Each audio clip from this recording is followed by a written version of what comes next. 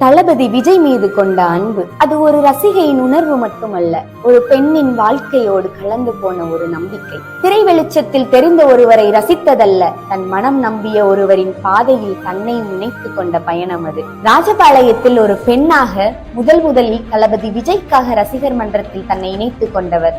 அந்த நாட்களில் ஒவ்வொரு திரைப்படமும் ஒரு திருவிழா.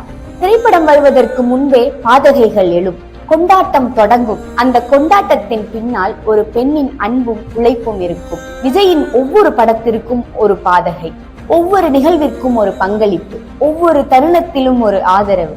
அது வெறும் ரசிகத்தனம் அல்ல, நான் நம்புகிறேன் அதனால் நான் இருக்கிறேன் என்ற மனதின் மொழி. அந்த அன்பு ஒரு நாள் ரசிகர் மன்றத்தின் எல்லையை தாண்டியது. விஜய் ரசிகர் மன்றம் விஜய் மக்கள் இயக்கமாக மாறிய போது ரசிகையின் கைகளில் இருந்த பாதகை மெல்ல மாறியது, மக்களுக்கான பணியாக.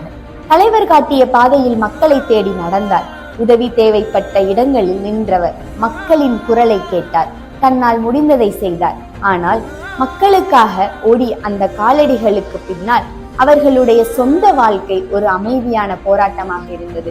3 பெண் குழந்தைகள், ஒரு தாயின் பொறுப்பு, தனியாக சுமந்த குடும்ப வாழ்க்கை, பொருளாதாரத்தின் எண்ணற்ற சவால்கள். ஒரு கையில் குடும்பம், மறு கையில் மக்கள் பணி.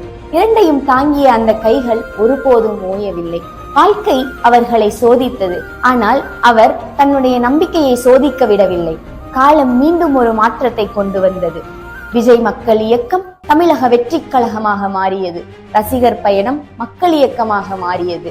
மக்கள் இயக்க பயணம் அரசியல் பொறுப்பை நோக்கி நகர்ந்தது. ஆனால் அந்த பாதையிலும் வெற்றி கதவுகள் தானாக திறக்கவில்லை.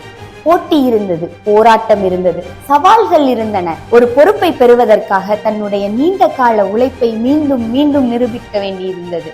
ஆனால் உழைத்த காலம் ஒருபோதும் வீணாகாது. விதைத்த நம்பிக்கை ஒரு நாள் அங்கீகாரமாக திரும்பும். அந்த நாளும் வந்தது. விருதுநகர் மாவட்ட பொறுப்பு.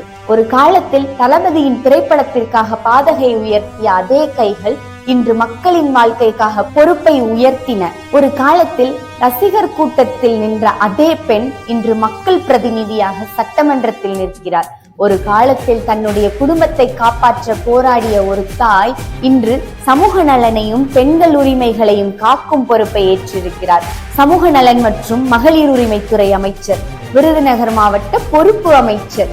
இவை வெறும் பதவிகளின் பெயர் அல்ல, அதன் பின்னால் ஒரு பெண்ணின் கண்ணீர் இருக்கிறது, ஒரு தாயின் தியாகம் இருக்கிறது, ஒரு ரசிகையின் அன்பு இருக்கிறது, ஒரு சமூக பணியாளரின் உழைப்பு இருக்கிறது, ஒரு போராளியின் விடாமுயற்சி இருக்கிறது. அவர்களுடைய கதை ஒரு பதவியில் தொடங்கவில்லை, அது ஒரு அன்பில் தொடங்கியது. இன்றும் தொடர்கிறது, இனியும் தொடரும்.